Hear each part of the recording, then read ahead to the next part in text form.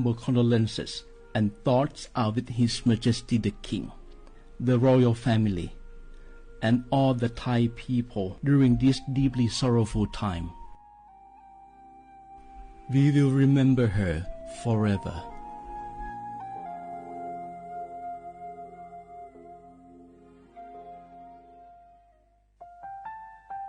Wanu lisu shi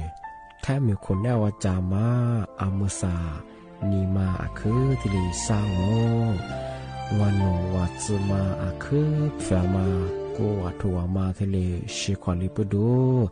Tami kunawa jama Wanu lisu shi za khwazapo Ama he Taho lila tili Nima jaja Nima tili sajangoรากฐานสังคมไทยตั้งแต่อดีตจนถึงปัจจุบันเคารพเทิดทูนสถาบันพระมหากษัตริย์เป็นศูนย์รวมจิตใจที่เหนียวแน่นของคนไทยในเวลาที่เกิดวิกฤตทางการเมืองพระบารมีของพระเจ้าอยู่หัวก็ทำให้เกิดความสงบและช่วงที่เกิดวิกฤตเศรษฐกิจปรัชญาเศรษฐกิจพอเพียงของพระเจ้าอยู่หัวรัชกาลที่9พระราชทานให้กับคนไทยก็ทำให้ผู้ที่น้อมนำมาปฏิบัติมีภูมิคุ้มกันและไม่เกิดความเสียหายพระปฐมบรมราชโองการของพระเจ้าอยู่หัวรัชกาลที่10เราจะสืบสานรักษาและต่อยอดและครองแผ่นดินโดยธรรมเพื่อประโยชน์สุขแห่งอาณาราษฎรตลอดไปพระมหากษัตริย์ไทยทุกพระองค์ทรงห่วงใยราษฎร์เสมอสถาบันพระมหากษัตริย์ไทยศูนย์รวมใจไทยทั้งชาติ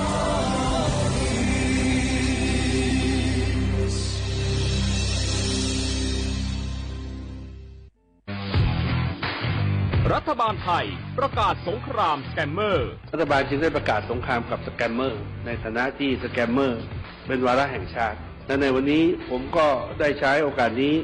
มารายงานความคืบหน้าและเน้นย้ำถึงสิ่งที่เราต้องร่วมกันทำต่อไปรัฐบาลได้จัดตั้งคณะกรรมการอำนวยการป้องกันและปราบปรามอาชญากรรมทางเทคโนโลยีขึ้นมา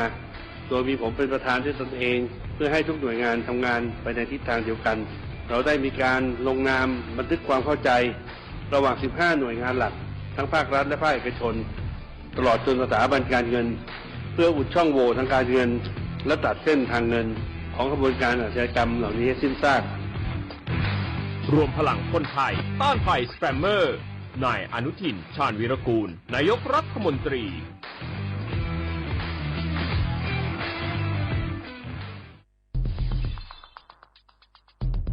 แค่3 ปีความเสียหายจากอาชญากรรมไซเบอร์ของคนไทยพุ่งทะลุถึง 94,000 ล้านบาทหรือเฉลี่ยปีละ 30,000 ล้านบาททุก1ชั่วโมงเราเสียเงินกว่า 3.4 ล้านบาทให้กับมิจฉาชีพออนไลน์โจรไม่เห็นใจคนอาชีพไหนอายุเท่าไหร่สถานะทางการเงินแบบใดหมอพ่อค้านักธุรกิจนักเรียนแม่บ้านข้าราชการเกษียณทุกคนตกเป็นเหยื่อได้เสมอและวันหนึ่งอาจเป็นคุณหรือคนที่คุณรัก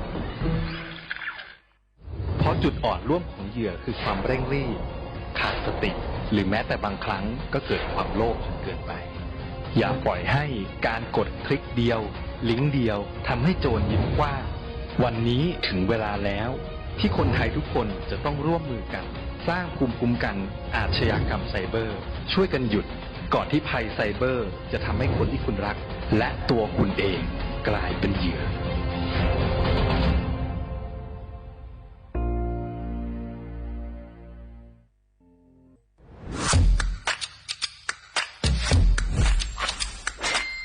กลับมาแล้ววันนี้กับโครงการคนละครึ่ง plus รัฐออกครึ่งประชาชนออกครึ่งช่วยเศรษฐกิจไทยหมุนเวียนเติบโตถ้าเราช่วยกัน plus ต่อยอดให้เศรษฐกิจไทยเติบโตอย่างยั่งยืนด้วย5 plus plus ที่1เพิ่มช่วงอายุผู้เข้าร่วมโครงการจาก18ปีเป็น16ปีplus ที่2เพิ่มวงเงินใช้จ่ายจาก150บาทเป็น200บาทเพิ่มพลังซื้อของประชาชนเพื่อกระตุ้นการหมุนเวียนในระบบเศรษฐกิจฐานรากลดภาระค่าครองชีพ plus ที่3เพิ่มสิทธิพิเศษด้วยการดูแลผู้ที่อยู่ในระบบภาษีให้ได้รับสิทธิพิเศษมากขึ้นเพื่อสร้างแรงจูงใจให้ทุกคนร่วมอยู่ในระบบอย่างโปร่งใส plus ที่ 4 เพิ่มโอกาสให้นิติบุคคลขนาดเล็กเข้าร่วมได้ให้ธุรกิจเติบโตเป็นกำลังสำคัญของเศรษฐกิจไทย plus ที่ 5 เพิ่มทักษะใหม่เพื่อพัฒนาให้ร้านค้านำความรู้ใหม่ๆมาช่วยเพิ่มยอดขายลดต้นทุนเรียนรู้เติบโตและปรับตัวไปกับเทคโนโลยีใหม่เพื่อสร้างเศรษฐกิจที่แข็งแกร่งจากคนละครึ่งสู่คนละครึ่ง plus ไม่ว่าจะสั่งข้าวคนละจานชาเขียวคนละแก้วขนมเค้กคนละชิ้นหรือหลายๆชิ้นก็ใช้ส่วนลดได้ทันทีสูงสุดวันละ200 บาทแถมใช้กับฟู้ดเดลิเวอรี่ก็ยังได้สำหรับประชาชนไทยอายุ16ปีเป็นต้นไปสมัครรับสิทธิ์ผ่านแอปพลิเคชันเป๋าตังวันที่ 20-26 ตุลาคม 2568 สำหรับร้านค้าที่สนใจร่วมโครงการสมัครได้ผ่านแอปถุงเงินวันที่ 15 ตุลาคมถึง 19 ธันวาคม 2568 แล้วเตรียมพร้อมรับลูกค้าจากทั่วประเทศเพราะนี่คือโครงการที่คนไทยทุกคนช่วยกัน plus เพื่อให้เศรษฐกิจไทยโตไปพร้อมกันโครงการคนละครึ่ง plus ดำเนินการภายใต้เป้าหมายที่ชัดเจนของรัฐบาลในความต้องการกระตุ้นเศรษฐกิจลดภาระค่าครองชีพให้ประชาชนและยกระดับศักยภาพผู้ประกอบการไทยให้พร้อมในยุคดิจิทัลโดยยังคงยึดหลักความโปร่งใสตรวจสอบได้และป้องกันการใช้สิทธิที่ผิดวัตถุประสงค์คนละครึ่ง plus เพิ่มพลังเศรษฐกิจไทยพร้อมโตไปด้วยกัน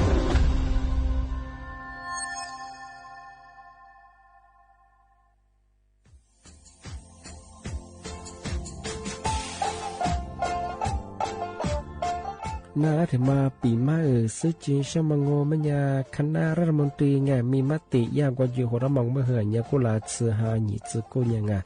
ยิ่งคงยิ่งตัวอยาสดซื้อฉีกว่ายาไปรับมองเมื่อเหือแก้ไขปัญหาไงสถานะอาทิตย์ยังเหือสัญชาติไงเอาถ้ามีคนเรียกว่าจ่าสุไงอธิบายยากฎหมายถูกว่าไปรับมองเมื่อเหือไงมาตราที่17ไงแห่งพระราชบัญญัติคนเข้าเมืองไงพอสองงมันอยากให้ญี่ปุ่นอยากให้หนีตัวอยากหนีซึ่งหนีกว่าไงเท่าว่าถ้ามีคนเนี่ยว่าดูแลโซอาทิตย์เนี่ยคือมันจะจางงเป็นยังไงอาทิตย์เนี่ยว่ามีทะเบียนประวัติเธอถูกต้องอยู่ไงอาทิตย์แบบว่าสารว่ายื่นขอสถานะไงคนต่างด้าวเข้าเมืองโดยชอบด้วยกฎหมายที่ดียินหน้าบุรุษไงอาทิตย์ทยากฎหมายถูกว่าไปรับมาเพื่อไงมาตราที่7ทวีไงแห่งพระราชบัญญัติไงสัญชาติยึดขวงงไปเฮอพศยังไง2508ไงเอาถ้ามีคนว่าเฮตาซุงโงไม่ยังไงอาทิตย์ยังเฮอาบามันก็จะเฮอามาไงเอาว่าอยู่ในทะเบียนประวัติบุคคลไงอาจจะแบบว่าไม่มีสถานะทางทะเบียนมาจุบันเราสามารถยื่นขอสัญชาติไทยที่กรุงเทพมหานครไงยื่นที่สำนักบริหารการทะเบียนกรมการปกครองอธิบายเราส่วนต่างจังหวัดจะสุบันว่ายื่นต่อในอำเภอตานภูมิลำเนาไงปีขวานนแล้วก็จะบอกว่าอำเภอยี่ที่ยื้อชองยื้อเวลางูมันยาว่าเวลาใช้กันยาขนาดถี่เนี่ยควานยี่นวันยี่สิงอันเดียบเฮนี่มีกับพวกควานยี่ที่น่าเหี้ยโชฮายี่จื้อกูยังไงยุคยี่ตัวเหี้ยโชจื้อกูกว่าเสือทีนี้ยื้อชองถึงมาปีมาซื้อจีเช่าว่าชอบได้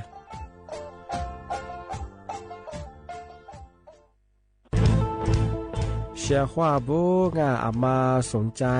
ลงโฆษณาทาสถานีวิทยุกระจายเสียงแห่งประเทศไทยจังหวัดเชียงใหม่เอาสถานีวิทยุของมันยังยี่เสียคือคือเสืออาทิเน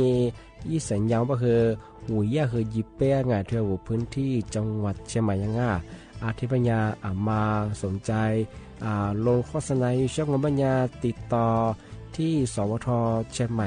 ยิบเบอร์โทรปัญญาคือ053-276-0685อาทิเน0922468579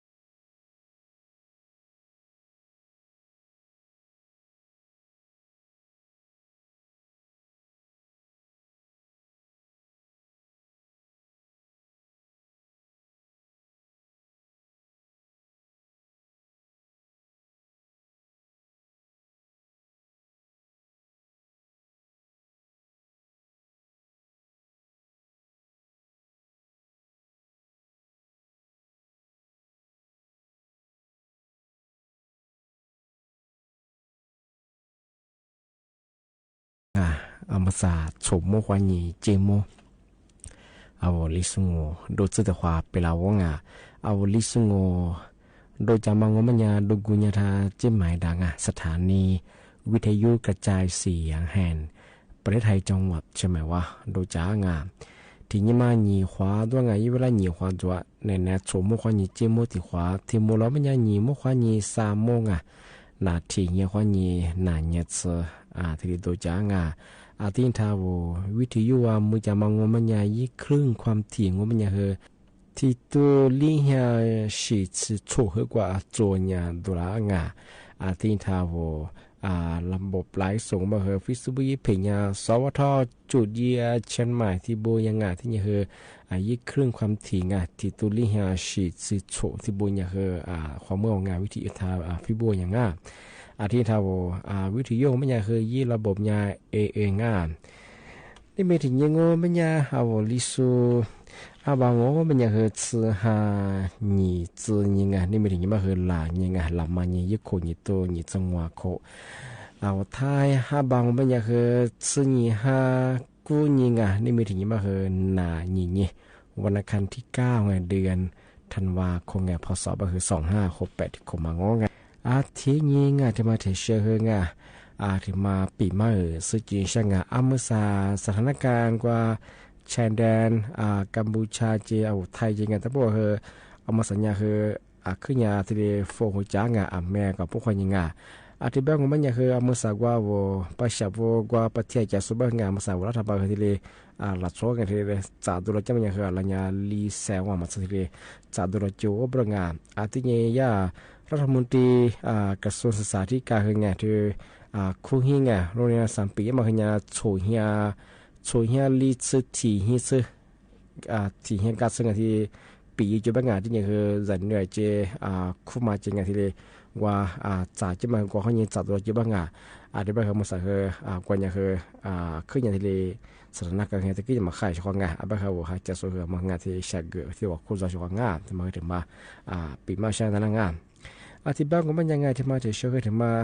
ปีมาซึ่งจริงใช่ไหมมันยังคือแม่น้ำแบบยุ่งมาสาธุยากลุ่มมิชาชีพกลุ่มมิชาชีพถูกฟังงมันยังคือเวลากว่ารถเบียยี่จะมาจั่วปรองกว่าพื้นที่ภาคใต้ตั้งปวงเท่ากว่าก็ละอาจจะจำงอที่อะไรเหตุข้อนี้กูจังหวัดสังยากลุ่มมิชาชีพมาเวลากว่ายิลินมาส่งฟ้าดวงส่งฟ้าบ้างไม่ยังคือปีขวานน้ำท่วยังงไม่ยังไงนึกจะว่าจะจุดบ้านกว่านี้ด้วยนี่คือมีรถทะเบียนที่ได้ยี่บรองนุยี่ไม่ยังคือในนักฟุตบอลหัวตัวที่ได้ยี่จ่อไปถึงที่ยังก็มาสาวรัฐบาลก็มาคือที่หิมาลากูตัวที่ได้เกิดถึงที่ยังที่หัวตัวที่ได้เกิดแล้วบรองที่ไปได้ละกว่าSX โทรศัพท์ที่ส่งพลังยี่ข้อความเจ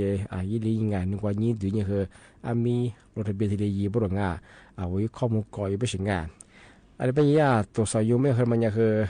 ยี่ลียี่ปองที่กลุ่มวิชาชีพถึงว่าเวลาสูบเวลายิ่งกว่ายี่ดูนี่คือใบสมัครด้วยกรอยจะมาจอยถึงมาคือถ่ายเย่บรองมาสาโซรัฐบาล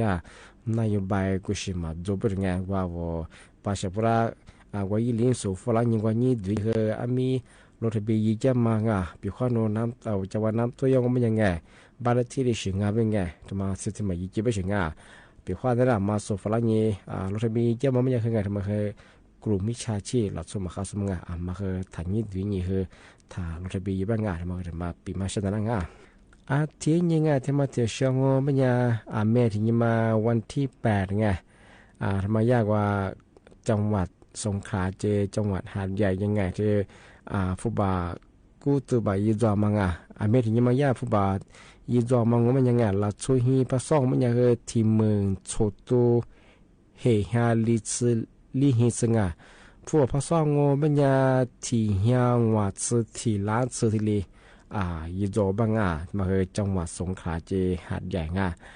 ตีนที่ถึงกลางมันยังคือมันยังคือ3จังหวัดนครปฐมเจนครสวรรค์อันนี้คือกาญจนบุรีทำไมคือหลักสุดนี้ก็คือที่มือนี่ตัวสาเหตุสุดโฉฮี ท ผู้บ่าวเขาซ่องงมันยาที่เฮียสติลีแฉชิมมือลีตัวล้านสติลียีโจบ้างที่นี่คือยาอเมริกาสรุปยังมังไงจ่ายเงินช่วยเหลือโดยผู้ประสบภัยภาคใต้งมันยาทำมาคือเฮขวาตัวเขามังอเมริกายาอยู่โจมังเฮขวาตัวเขามายาผู้บ่าวโอ้มังงมันยาผู้บ่าวจะโอ้มาเจลัดโซฮียีโจมังไม่ที่ก็ละ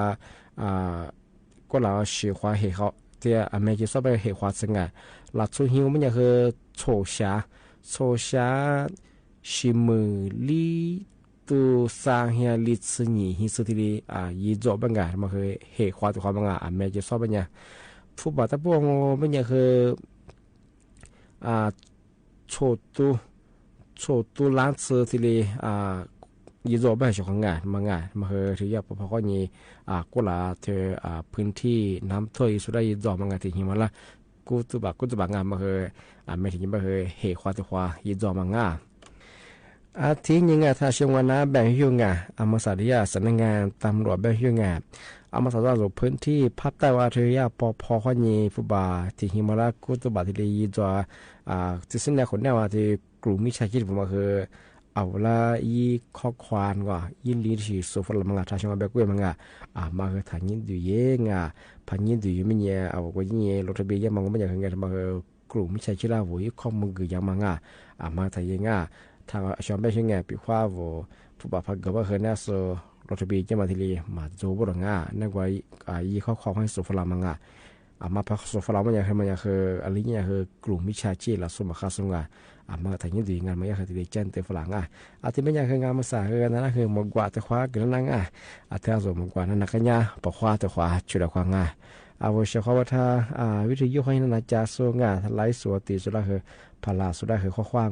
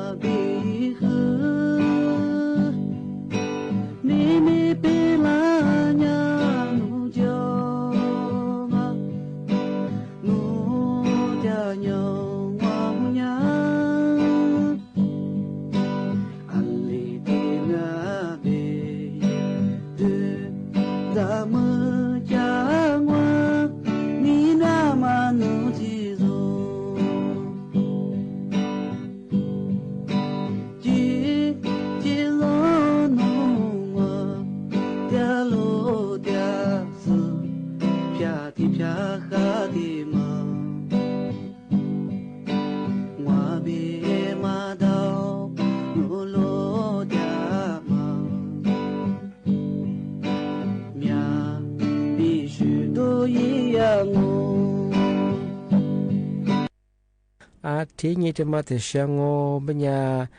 อาวรัฐบาลเฮงไงย่านหน่วยงานกรมอุทยานแห่งชาติเบยยังไงอาวว่าเชียวขวาวอสุปัชชาบอกว่าเขตชายแดนรอบจากสุราษฎร์ธานีอามีอพยพไงที่จ่าจอยไงอาทิตย์นี้กว่าอาวทรัพย์สินไงอาวจะมากกว่าที่คนมาคือที่ตัวยิงจอยงอที่เรียกว่าชื่อจะไม่ที่เรียแบบได้ใช่ไหมอาทิตย์แบงว่าไม่ยาวเชียวเขาก็จะพูดว่าจะสูงไม่ยาวเฮมาคือยังเฮอาวจะสมาพิลมาอย่างคือถ้าโจถ้าเดือดซาบดงาจะย่ากรมอุทยานแห่งชาติไงย่าเจ้าหน้าที่ที่เรียนกว่าชิจอที่ตัวยิงจอบดงาทำไมถึงมาปีมาช่างที่นี้งาทำไมจะเชื่อคือเอาเชื่อว่าทำไมแนะนำที่เรียนช่างทำไมก็บอกคือวิธีป้องกันไงดมแฮดบัญชีสูเชื่อว่าตะปูว่างมาฟิบุมแบอิไลม์แบลิชิว่างเอาบัญชีมาว่าโดยให้ยี่มาเชื่องบปัญญาทำมาคือหัวจืงที่เลยในนายอย่างยิ่งที่บางงปัญญาเอาปีขวัญโนตั้งรหัสผ่าพยังงปัญญาเอารหัสผ่านมาขยันคือถ้าชื่อเราโคจีเบชงปีขวัญรหัสผ่านว่าฟิบุถึงมาอีไลถึงมาติดต่อไปขยันเอาบัญชีมาเคยละผ่านยังคือถ้าชื่อจีบดงยี่มาถึงบางงปัญญาโนตามค่ากว่าแจ้งเตือนมังมาคือตลอดที่เลยยึดตาไปไงปีว่าโนบัญชีว่ามาพัดดีมาคือได้น่ากว่าแจ้งเตือนมาคือมาที่เลยยึดตาบริงานมาคือวิธีป้องกันมังสามารถถึงมังโง่ไม่ยาเอาเปิดการยืนยันตัวยับมาคือไงนี่ชาที่เลยยึดตาบริงานนึกว่าดีมาคือนี่ชาสีตาไปคือปลอดภัยอย่างเงี้ยมัง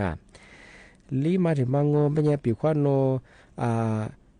ใช้คอมยูงบยังไงอันนี้กว่าจีเฮเอาโนเปียว่าฟิบัวพอดีว่าเฮโนพายุหนาวยังอะไรอย่างนึงว่าออกจากระบบว่างตัวคว้าที่เลยตัวละบริษัทของไงพามันก็มันนึงว่า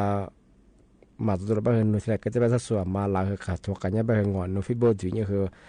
ที่เลยมาเข้ามาที่เลยยินหน้างอนโดยให้มาคือยินหน้าบริษัทไงอันนี้ไปเปียว่าโน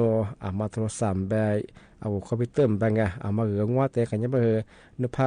กันยังตัวลงไม่ยากคือไงนัวออกจากระบบงานตัวคว้าที่เลยยีบเรื่องงานทางปฏิธรรมงานว่ามาถึงบางโง่ไม่ยา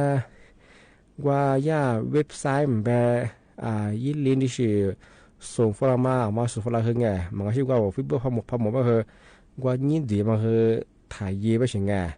อันนั้นมันบอกว่าคือตัวยิงเข้าไปกว่ายินดีมันยินดีไปคือจากว่ายินลินที่กันมาคือเอาพยินดีไปคือว่าบัญชีว่าแฮปดีมันคือจั่วบริงานที่แบงไม่คืออาจจะมาขยันเว็บไซต์ที่กันว่าขยันคือมาปลอดภัยไงมาฟังเสียงไปเฉยไงอาจจะไปคือมาคือถ่ายยินดีไงพยินดีไปคือจ้าโนพยินดีไปคือโนข้อมูลคือโซ่แฮปแต่มาคือจั่วไงมาคือว่าวิธียากที่เลยในนายฝรั่งเปียว่าโนบัญชีว่าที่ดมให้อีกกี่มาเชื่อมาคือที่เดียจำงที่แบงก็มันยังไงนี่ไหนคือนะปีมาคือที่แรกจั่วเฉพาะงานได้ไปคือจ้าที่หมู่ร้องนี่มั่วควายนี่คือสามมั่วแต่ความมูลและความงานนี่แนวรายการลิสงดูกุบัตาจิ้มใหม่สถานีวิทยุกระจายเสียงแห่งประเทศไทยจังหวัดเชียงใหม่ดูยางเนี่ยไหนก็คือสมมั่วควายนี่จิ้มเมื่อแต่ความโดที่หมู่แล้วมันยังคือนี่มั่วควายนี่สามมั่วแต่ความตัวอย่างอาจจะไปเขาชกรับปีมาคือที่เรียนจงข้อว่าสวัสดีครับ